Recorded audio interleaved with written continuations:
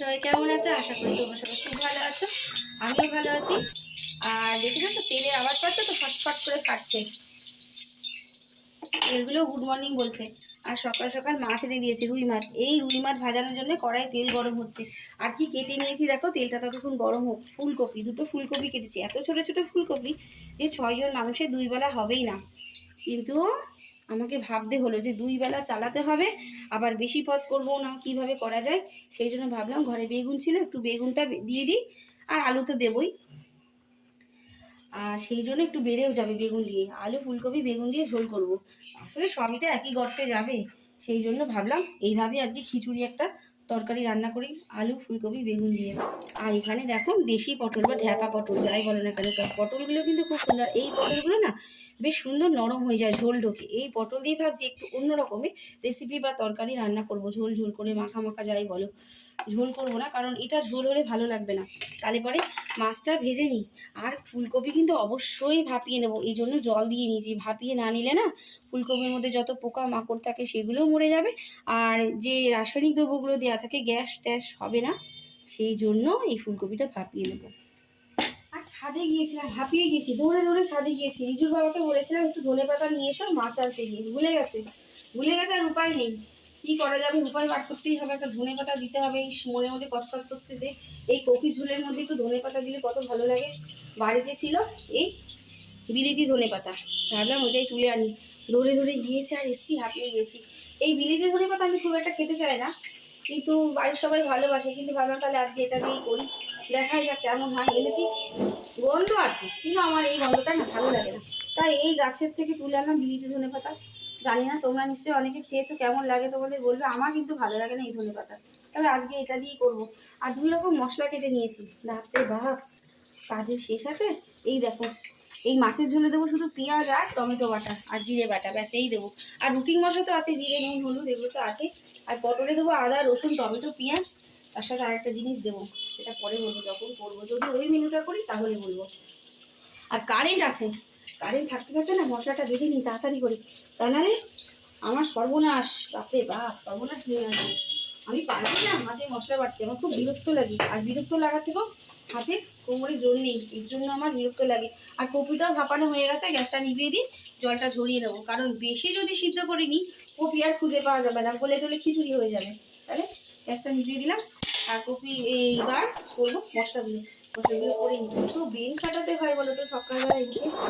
গৃহবধূদের, house ওয়াইফদের সারাদিন brain খাটাতে হয় কীভাবে সংসারে কোনটা করলে মঙ্গল হবে, ভালো হবে না হবে। এই যে একটা ব্রেন খাটালাম, ফুলকপি 2 বেলা হবে না, ভাবলাম একটু বেগুন দিয়ে নিই। এই একটা ব্রেন খাটানো, আর একটা ধনেপাতা ম্যানেজ হয়ে গেল।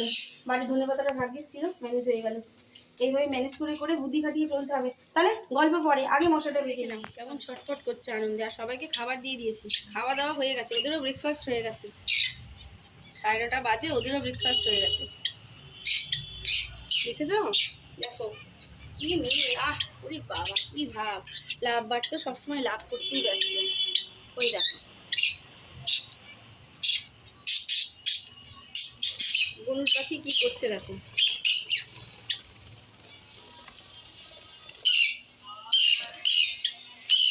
এবার ভালো করে ভেজে নিচ্ছি। মশলাটাও কিন্তু ঝটপট করে বেটে নিয়েছি। ওই একই টেনশন, কারেন্ট থাকে কি থাকে না। এই ফুলকপিগুলো না এখন যাই বলো না কেন, শীতকালে ফুলকপি বলো, অসময়ে ফুলকপি বলো, কোনো স্বাদ থাকে না, কোনো স্বাদ থাকে না। লোভে খায়, লোভে খায়। ছোটো ছোটো ফুলকপি যাও বা স্বাদ লাগে, বড় বড় এক একটা হাতির মাথার মতো ফুলকপি উঠবে শীতকালে, লোভ করে কিনবো, এক ফোঁটা স্বাদ নেই। তেলে ঝোলে কষিয়ে বসিয়ে রান্না করবো, না কোনো টেস্ট পাওয়া যায় না। যতই কপি কষিয়ে বসিয়ে রান্না করি না কেন, আগের মতো স্বাদ আর কোনো কিছুতেই বোধ হয় নেই। তাহলে এটা কষাতে কষাতে এইবারে দিয়ে দেবো মশলা। মশলা মশলা দিয়েও আবার কষাতে হবে। কত সময় বলো তো, এই কপি রান্না করতে কতটা সময় গেল, কতগুলো পর্ব। প্রথমে কাটলাম, ধুলাম, সিদ্ধ করলাম, তারপর ঠান্ডা করে জলটা ভাপিয়ে নিলাম, তারপরে আবার ভাজা হচ্ছে, ভালো করে ভালো করে ভাজিয়ে আবার মশলা দিয়ে ভাজবো, তারপর ঝোল দেবো, তারপর ঝোল ফুটবে, তারপর ধনেপাতা দিয়ে নামবো। এই কপি রান্না করতে গেলে না অনেকগুলো স্টেপ, অনেকগুলো পর্ব। মনে হয় যে কপি দিয়ে মাছের ঝোল খাচ্ছি, ও তা না, অত সহজ ব্যাপার না, অনেক স্টেপ থাকে, অনেক স্টেপ থাকে রান্নার। অত সোজা রান্না করা কি অত সোজা? রাঁধুনি হওয়া কি এত সোজা ব্যাপার? মোটেই না, মোটেই না। সব কাজ কিন্তু সোজা নয়, যারা করে তারা জানে। তাহলে আর আজকে জানো তো, আজকের দিনটা একটা আনন্দের মুহূর্ত, আনন্দের দিন বাড়িতে। আমার না, আমার হাজবেন্ডের আনন্দের দিন। আমার আনন্দের দিন, আমার দুঃখের দিন, আমার হাজবেন্ডের আনন্দের দিন। কিন্তু কি হবে, হাজবেন্ডের আনন্দের দিন, আমার রিজুর, আমার ছেলে সবার কিন্তু দুঃখের দিন। আমার হাজবেন্ডের আনন্দের দিন, কিন্তু হাজবেন্ড তাও আনন্দ করতে পারছে না মন খুলে, টেনশনে টেনশনে আছে। কেন সেটা পরে বলবো। আমার যদি এরকম থাকতো না সত্যি আমি যে কী করতাম, 4 হাত পা তুলে নাচতাম। কিন্তু আমার হাজবেন্ড পেয়েছে, আমার হাজবেন্ড তাও আনন্দ করতে পারছে না, তাও টেনশন করছে। কেন করছে তো পরে বলবো, দাঁড়া তরকারিটা করে দিই রান্না বান্না, তারপরে বেরিয়ে গল্প করার জন্য একটু সবজি কেটে নিলাম। একটু লাউ ঘরে ছিল, লাউ কুচি, ভেন্ডি কুচি আর বিট, এগুলো সব ছেলে মেয়েদের দেবো। দেখি ভালো খায় এরা, সব থেকে ভালো খায় সবজি এরা। এরা 2-1টা মুখে দেবে যদি লোভ দিয়ে দেয় এদের খাবার দেখে, এই জন্য এদেরকেও 2-1টা দেবো। দেখি অভ্যাস করাতে হবে, খাক না খাক দেবো অল্প করে। আর এরা কিন্তু খুব সুন্দর সবজি খায়, তাহলে এদের দিয়ে দিই। দেখো দেখেছে কিন্তু, খেতে হবে তো বাবা, এগুলো খেতে হবে। খেয়ে নাও। কালারফুল সবজি যদি এইভাবে পাখিদেরকেও সাজিয়ে দেওয়া হয় না, কালারফুল করে দিতে হবে, সাজিয়ে গুছিয়ে, তাহলে ওরাও খাবে। আমরা যেমন পছন্দ, আমরাও যেমন এরকম থালা সুন্দর করে সাজিয়ে গুছিয়ে দিলে পরে আমাদের যেমন ভালো লাগে খেতে, সে ডাল ভাত হোক না কেন, পাখিদের যদি এরকম কালারফুল সবজি যদি সাজিয়ে গুছিয়ে দিই না, ওরাও একটা লোভ পাবে, কালারের উপর একটা অ্যাট্রাকশন হবে, দেখো লোভ হবে। ওই দেখো যা গেছে কিন্তু, খেতে গেছে, দেখছো তো? দেখো টুকি টুকি দেখে কোনটার স্বাদ কীরকম। তাহলে এদেরকেও খেতে দিয়ে দিই। তার ফোন, হাজবেন্ডের ফোন ফেলে রেখে চলে গেছে, তার এতটাই আজকে টেনশন, মুডটা অফ, আনন্দের মুহূর্তেও মুডটা অফ আছে, সেই জন্য কিন্তু মোবাইল ফেলে রেখে কাজে চলে গেছে। কি করা যাবে, ফোন করেছি কাজের ওখানে, ফোন করেছি, যদি সময় পায় তো নিয়ে আসবে, সে তো উপায় নেই, জানি না কী করবে। যেহেতু বাড়ির কাছাকাছি, কারণ আউট অফ স্টেশন না, সেই জন্য আসতেও পারে, দেখা যাক। ফোন ছাড়া কি চলে? এত টেনশনের মধ্যে আছে, আনন্দের মুহূর্ত। হয়তো আমি হলেও হয়তো এরকমই করতাম। এখন আমি হয়তো বড় বড় কথা বলছি, যে আমার হলে বোধহয় আমি আনন্দ করতাম, হয়তো মনে হয় পারতাম না। কেন সেটা পরে বলছি। এসে বছরের একটা অন্যরকম পদ্ধতিতে পটলটা আজকে রান্না করবো, ফার্স্ট টাইম করছি ওইভাবে। পটলগুলো ভাজা হয়ে গেল, এইবারে দেবো এখানে কী দেবো, জিরে ফোড়ন দেবো না পাঁচ ফোড়ন দেবো ভাবছি। ভাবলাম জিরে ফোড়ন দেবো। জিরে ফোড়ন দেওয়া হয়ে গেল, এবার এখানে নিয়েছি মুগ ডাল, এই মুগ ডালটা ভাজা করে দেবো একটুখানি। মুগ ডালটা ভাজা হয়ে গেলে যে মশলাটা বেটে রেখেছিলাম, সেই মশলাটাও কিন্তু দিয়ে দিতে হবে। আর এই মশলার মধ্যে কিন্তু আমি দিয়ে নিয়েছি একটু টক দই, ঘরে ছিল টক দই দিয়ে দিয়েছি। টক দই, টমেটো যা পেয়েছি দিয়ে দিয়েছি। টক দই না দিলেও পারতাম, ঘরে ছিল সেই জন্য দিয়ে দিলাম। বলে কিন্তু এটাকে যেহেতু মুগ ডাল দিয়েছি, তাই আমি দিলাম দই মুগ পটল। আমার নাম দেওয়া দই মুগ পটল, নামটা কেমন হয়েছে বলবি। তাহলে ভালো করে মুগ ডালটাকে ভাজা ভাজা করে নিই, তারপর মশলাটা দিলাম। কিন্তু আমার রান্নাটা প্রায় কিন্তু কমপ্লিট হয়ে এসছে। কি নাম দিয়েছিলাম? দই মুগ পটলের রেসিপি।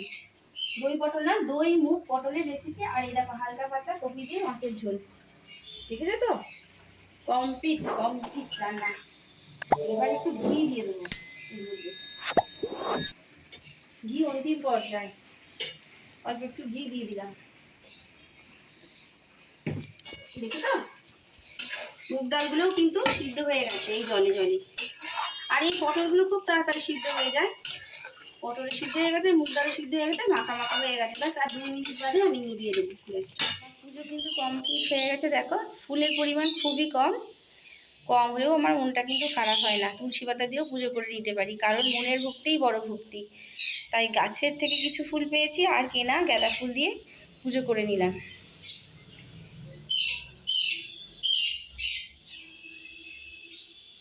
ঠাকুরগুলো দেখো, সিংহদেব এবং রাধাকৃষ্ণ, আর অবশ্যই লক্ষ্মীনারায়ণকে কিন্তু একটা করে তুলসী পাতা আমি নিবেদন করি প্রত্যেকটা দিন। দেখো 4-5খানা বোতল আছে, এগুলো ভরবো। আর এখানে ঝোল বসিয়ে দিয়েছি। রাত্রি প্রায় 9টা বাজে, তাই না? ঘড়ির কাঁটা 9টার দিকে ছুঁই। আর ঝোল বসিয়ে দিয়ে আটাটাও মাখবো। আর যে কথাটা বলছিলাম, এটা তো রাত্রের খাবার দাবার রেডি করছি, করতে করতে তোমাদের সাথে গল্প করি। এতক্ষণ রিজুকে পড়িয়ে উঠলাম, যে কারণে রিজুর বাবার মনটা আনন্দের দিনেও টেনশন। কেন টেনশন, মুখ ভার কেন সেটা বলছি। মোবাইল খুলে চলে গেল, এত টেনশন যে মোবাইলটা কালে নিয়ে যেতে ভুলে গেল, কিন্তু পরে এসে বাড়িতে নিয়ে গিয়েছিল। কারণ মোবাইল ছাড়া এক মুহূর্ত চলবে না। যেটুকু সময় মোবাইলটা বাড়িতে ছিল, 1-2 ঘন্টা, প্রচুর ফোন আসছিল। সেই ফোনগুলো আমাদেরকে ধরে বলতে হচ্ছিল যে মোবাইল ফেলে গেছে, আজকে কিছু করার নেই। যাই হোক, পরে নিয়ে গেছে। কিন্তু যে কারণে মুখ ভার আনন্দের দিনে, সেটা হলো রিজুর বাবা একটা অফার পেয়েছে। এই পুজোর মধ্যেই অফার পেয়েছে। বন্ধুদের সাথে দেখা হয়েছে, আমাদের পাড়ার এক বন্ধু, যাই হোক, সে বলেছে রিজুর বাবাকে বেড়াতে নিয়ে যাবে। অফার দিয়েছে, তার নিজস্ব গাড়ি আছে 4 চাকা, তো 4 চাকা করে বেড়াতে নিয়ে যাবে। কোথায় নিয়ে যাবে? নিয়ে যাবে হচ্ছে দার্জিলিং, সেবক হয়ে যাবে হচ্ছে লাভা, লোলেগাঁও আর ঋষভ, এই কটা স্পটে বেড়াতে যাবে।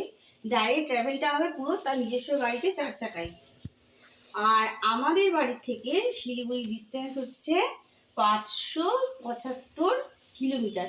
এতটা ট্রাভেলস করতে হবে গাড়িতে, প্লাস শিলিগুড়ি থেকে যে স্পটগুলো যাবে, মানে লাভা, লোলেগাঁও, সেবক, তারপরে হচ্ছে ঋষভ, এইসব জায়গাগুলো তো দূরত্ব আছেই, ওখানে তো গাড়ি করে যেতেই হবে। তো ট্রেন জার্নিটা করতে হবে না, কোনো রিজার্ভেশন করতে হবে না। আমাকে একদিন এসে 4-5-6 দিন আগে এসে হঠাৎ পুজোর মধ্যেই রিজুর বাবা বলছে, আমি না কয়েকদিনের জন্য না একটু বেড়াতে যাবো একা একা। আমি বললাম তাই, ঠিক আছে যেও। নাও বললাম না, কারণ সত্যি আমরা না সংসারের মায়াজালে না আবদ্ধ হয়ে পড়েছি, কোথাও আর যেতে পারি না। সংসার করে আমি ভাবলাম আমি আবার আটকাবো, আর এই 4 জন আর একসঙ্গে প্ল্যান করে যাওয়া মানে অসম্ভব ব্যাপার। কারণ ছেলেদের স্কুল কলেজ খুলে গেছে। আমি বললাম ঠিক আছে, তুমি ঘুরে এসো, আমি পরবর্তী বা নেক্সট টাইম যাবো, সুযোগ সুবিধা হলে। আমার এখন হট করে বললেন আমি জম করে রেডি হতে পারি, একটু প্রিপারেশন লাগে আমার ক্ষেত্রে। না, তুমি একাই তল্পা গুছিয়ে ঘুরে আসো। কিন্তু যে যত দিন এগোচ্ছে, বাবুর মধ্যে দেখছি চুপচাপ হয়ে যাচ্ছে, কোনো প্রিপারেশন নেই, কোনো আনন্দ নেই, উৎসাহ নেই। কোথাও যে যাবে, একটা জায়গায় গেলে তাদের প্রস্তুতির ব্যাপার থাকে। তারপরে মাত্র আর একটা দিন বাকি আছে। আমি বলছি ব্যাগ ট্যাগগুলো দাও, আমি তাহলে তোমার লাগেজটাকে গুছিয়ে দিই। বলছে পরে করা যাবে, দেখবো খুনি, দেখি যায় কিনা, এসব নানান কথা বলছে। আমি বলছি এই আবার ভালো তাল হলো। আনন্দের সাথে তখন লাফাতে লাফাতে এসে বলছে আমি কদিনের জন্য বেড়াতে যাবো। আমি বললাম ঠিক আছে যে, এখন আবার বলছে এইসব কথা, জানি না কি ব্যাপার। তারপরে যখন আজকের দিন চলে এসছে, যে আজকের দিনে যাবে, রাত্রি টাইমটা ছিল, বন্ধু টাইম দিয়েছিল রাত 8টা থেকে 9টার মধ্যে। 9টা তো ঘড়ির কাটা ছুঁই করছে, 8টা থেকে 9টার মধ্যে তাদের গাড়িটা ছাড়বে। আর বন্ধুরা যাবে, তিন বন্ধু যাবে, তার সাথে 2টো ড্রাইভার যাবে। এই কিন্তু না, ব্যাগটা গোছানোর কোনো প্রিপারেশনই দেখছি না। বলছি কি যাবো, যেতে না ঠিক মনে লাগছে না। বলছি কেন? প্রথম কথা, তোমাদের ছেড়ে, ফ্যামিলিকে ছেড়ে এনজয় করাটা তার ভালো লাগে না। আর একটা দ্বিতীয় কথা হচ্ছে মা বাবা, মানে আমার শ্বশুর শাশুড়ির অসুস্থতা, এই কারণে। আমি বলেছিলাম যে কোনো ব্যাপার নেই, আমরা সামলে নেবো, 2-3 দিনের ব্যাপার, মাত্র 2টো রাত তোমাকে ওখানে থাকতে হবে, তুমি যাও ঘুরে আসো। এরকম সুযোগ তুমি আর পাবে না। এটা বলতে গেলে একটা সুবর্ণ সুযোগ, তাই না? এই সুযোগটা তুমি হারিও না। আবার জোরও করতে পারছি না, খেলেও দিতে পারছি না। মনে মনে কিন্তু একটু রাগও হচ্ছিল যে একা একা এনজয় করবে আমরা সবাই গেলে। কারণ আমরা সবাই, আমি রিজু রূপু ঘুরতে খুব পছন্দ করি, তাহলে যাবে, এটা ঠিক মন সায় দিচ্ছিল না। কিন্তু তবুও জোর করে বললাম না তুমি যাও। আবার বাধাও দিতে পারছি না, কোনো বাধা দেবো সেটাও পারছি না। তো আর কি বলবো, শেষ পর্যন্ত ভাবছি যে কাছ থেকে আসুক, তারপর দেখি কি করে না করে। বলছে না, পুরোপুরি ক্যান্সেল করে দিয়েই বললো, বন্ধুকে জানিয়ে দিয়েছি ভাই আমি যাব না, নেক্সট টাইম যদি পারি ফ্যামিলিকে নিয়ে যাব, তুই একাই চলে যা, কিছু মনে করিস না প্লিজ। তো বন্ধু বললো দেখ 9টা পর্যন্ত টাইম আছে, তুই যদি মনে পারিস, বন্ধু বলেছিল যেহেতু 9টা পর্যন্ত টাইম আছে, তো 9টা তো ওভারতেই চললো, আর কি করা যাবে। বন্ধুর একটু মনটা খারাপ হয়ে গেল, কিছু করার নেই। এটা একটা সুবর্ণ সুযোগ না, তাহলে বেটার দেন নেক্সট টাইম। সুবর্ণ সুযোগ যদি আবার আসে, তাহলে পরে যাওয়ার প্রস্তুতি নেব, কিন্তু সবাই মিলে। দেখা যাক আবার কবে সুযোগ আসে। কিন্তু আমাকে হলেও হয়তো আমি 2 পা তুলে 4 পা তুলে নাচছি হাত পায়ে, কিন্তু আমার হলেও হয়তো ফ্যামিলিকে ছেড়ে বা মা বাবা অসুস্থতা হলে পরে আমিও হয়তো যেতে পারতাম না সেই মুভমেন্টে দাঁড়িয়ে। সেই জন্য হয়তো ওর ওই ব্যাপারটাই কাজ করেছে। তো ওখানে একটা দারুণ ফলস আছে, ঋষভে না কোথায় যেন একটা ফলস আছে, সেটা হচ্ছে উশ্রী নদীর ফলস, যেটা রবীন্দ্রনাথের গল্পে কিন্তু আমরা বারবার পড়েছি। এত সুন্দর ফলসটা, অনেক দূর থেকে পড়ে, দারুণ লাগে, দারুণ লাগে দেখতে। তো পাহাড়ি জায়গা মানেই সৌন্দর্য, অনেক সুন্দর সুন্দর সিনারি, প্রাকৃতিক সৌন্দর্য। যাই হোক, সেগুলো সে হারালো, এত সুবর্ণ সুযোগটাও হারালো, বন্ধুর অফারটা, কিছু করার নেই। দেখা যায় আবার পরবর্তীকালে ট্রাই এগেন করতে হবে, যদি সুযোগ আসে তো যাব আমরা সবাই মিলে একসাথে। মন খারাপ করে কোনো লাভ নেই। আর মনে মনে আমি যেটা চেয়েছিলাম যে ও যাচ্ছে, আমরা সবাই একসাথে গেলে বেশি ভালো হতো, বারণ করতে পারিনি, কারণ ও যে বললাম কোথাও যাওয়ার সুযোগ হয় না, সেই জন্য বারণও করতে পারিনি। যাকে যেটা হয়েছে, ভগবান যেটা চায় সেটা হয়তো মঙ্গলের জন্যই চায়, পরবর্তীকালে দেখা যাবে। এই কারণেই বলছিলাম যে রিজুর বাবার মনটা না ভারাক্রান্ত, টেনশন ব্যাপার, আনন্দেও থাকতে পারছে না, একটা আনন্দের ব্যাপার। আর কি বলবো, তোমাদের সাথে কথা বলতে বলতে আমার তরকারিটাও ফুটে উঠলো, আর আটাও মাখা হয়ে গেল। এবার রুটিটা করবো ঝটপট করে। তাহলে ভিডিওটা এখানে আজকে রাখছি। সকলে ভালো থাকবে, সুস্থ থাকবে, নিজের শরীরের যত্ন অবশ্যই নেবে। আর ভিডিওটা ভালো লাগলে কি করতে হবে, সেই একই ব্যাপার, লাইক, সাবস্ক্রাইব, কমেন্ট করে আমাদের পাশে থাকতে হবে। তাহলে আজকের মতো গুড নাইট, দেখা হচ্ছে আর একটা পরবর্তী সকালে নতুন একটা ভিডিওর সাথে। টাটা।